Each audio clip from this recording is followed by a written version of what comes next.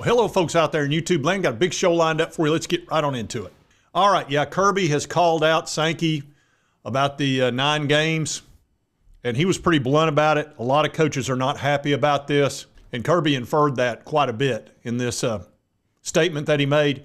He's not happy about the SEC going to 9 games. He got a good dose of it last night against Alabama. His team was beat up. Alabama's team was beat up. They'd gone through a gauntlet all year long.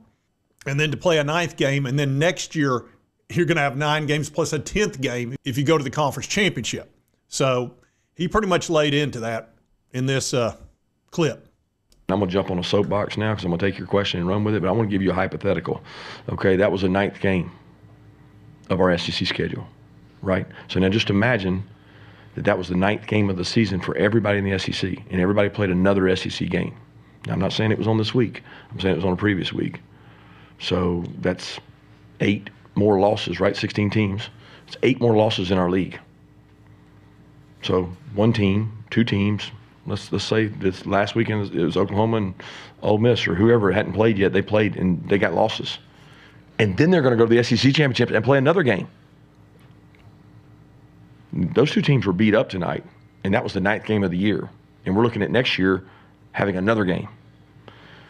I mean, the coaches in our league are concerned about it, very concerned about it, and I wouldn't be doing my job if I didn't speak my piece and say that it's concerning. Because if that game affects Alabama, I don't know if it will or not. I have no say-so in it. I've sat in those shoes many times where that game cost you an opportunity.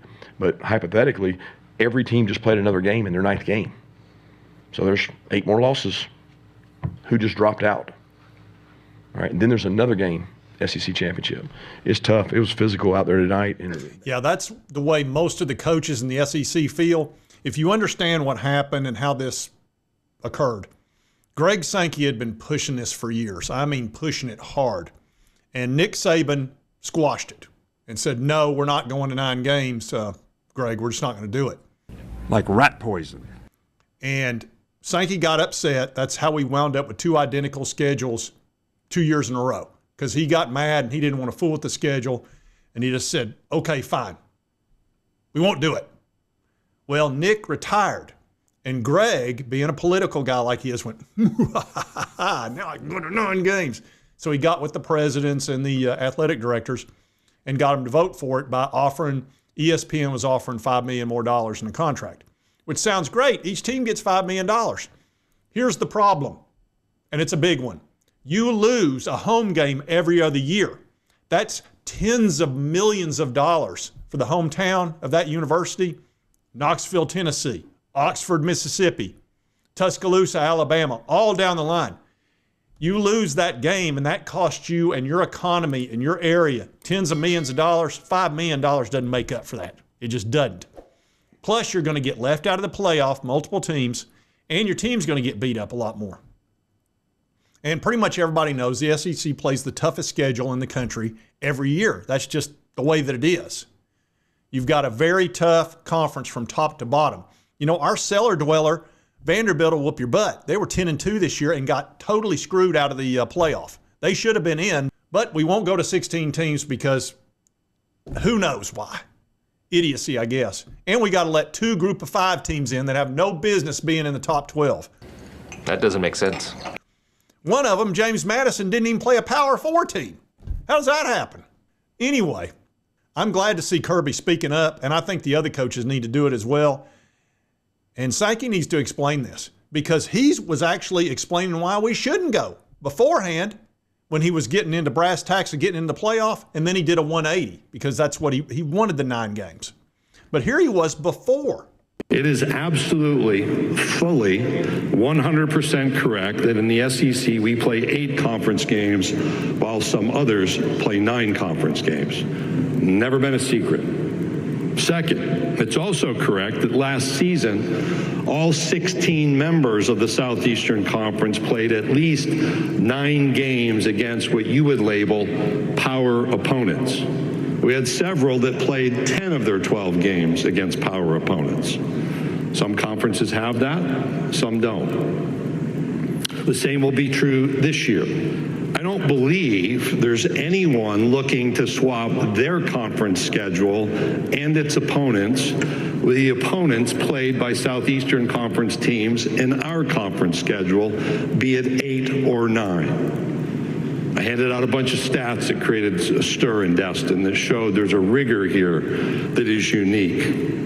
In the SEC, we're not lacking for quality competition among our 16 football teams. But we're going to continue to evaluate whether increasing the number of conference football games is appropriate for us. And as I've said repeatedly, understanding how the CFP will evaluate strength of schedule and even strength of record is critically important in our decision making.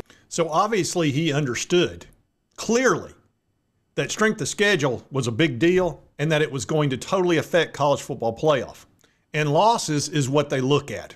Let's just call it what it is. If you've got a bunch like Texas played a pretty darn tough schedule, but they had 3 losses, they're totally out. Well, Vanderbilt had 2 losses and they were out. So now we're going to go to a 9th game. It makes no sense. But after saying all of that he understood it, we moved to 9, and here he is explaining it.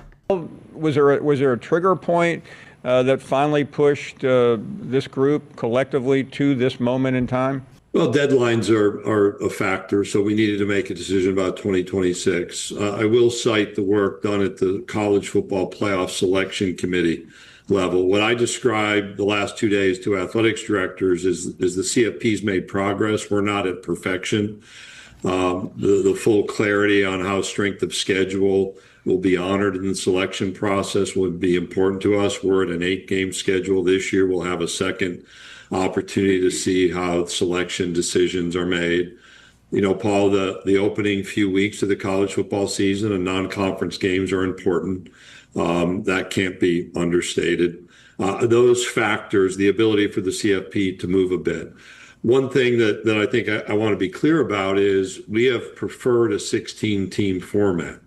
I said that when I think we were together in Destin, at least at the end of our week in Destin, with kind of the maximum number of at-large slots. We think that value combined with clarity around selection is important for the Southeastern Conference. Yeah, so he's right about one thing. He does want to move to 16 teams, but he should have used the 9 games to get everybody else to agree, because really what it boils down to, Tony Petitti is who he's dealing with. If you don't understand this, the Big Ten and the SEC have total control over the college football playoff as far as how many teams are going to get in and all that kind of stuff. And the ACC and the Big 12 had to give that power to them because the SEC and Big Ten said, we'll take our ball and go home. We'll do our own national title if you don't give us what we want. And that's also how they got extra money. If you have kept up with it, the SEC and Big Ten get more money for the college football playoff than the Big 12 or ACC because they strong-armed them. I felt a great disturbance in the force, as if millions of voices suddenly cried out in terror and were suddenly silenced. So really, it's Tony that he's got to convince. Well, he had the 9 games, which is what Tony wanted the SEC to go to because the Big Ten's 9 games. Now, Greg should have explained to him, you've got a much easier schedule up there for those teams because your bottom half of your conference is not as good as the bottom half of the SEC, and everybody knows that. I'm not even going to argue that point. Well, if Tony was struggling with going to 16, all he had to do was say, well, we'll move to 9 if you do that, and it would have been done. But now he's already showed his hand and given up his leverage, and Tony can sit there and do whatever he wants. What Tony wants is guaranteed spots for each conference, which the SEC would be stupid to do that. Because Greg knows you're going to get more SEC teams every year. And why give up those spots? So the move to 9 games was just a terrible move. It was a terrible move all the way across the board. I understand the theory behind it that, hey, you'll have 3 permanent opponents. You'll get to play more SEC teams. Of course you will, because you're going to 9 games. But you're going to get beat up, just exactly what Kirby Smart said there, and every coach knows it. So I can promise you the coaches were not in favor of this. They should have strong-armed Greg Sankey, but when they lost Nick, nobody crossed Nick Saban. You just didn't. But now there's no Nick Saban, so Greg is kind of the power player. And I think he overplayed his hand, and he's going to end up regretting it because these coaches are going to be ticked off when several of them get knocked out of the playoff because they had to play so many tough games. But it's done. So be looking for the coaches to be really mad next year. When we get to this college football playoff, you're going to be hearing from SEC coaches. And Sankey, get used to being criticized heavily over this because you made this move unilaterally, and it's not popular in the SEC. And by the way, Notre Dame and Vanderbilt and BYU getting creaked out of this playoff because we got 2 Group of 5 teams in and we didn't go to 16. The combination of those two things kept Notre Dame out, BYU out, Vandy out, which is all a travesty, and then probably Texas could have gotten in.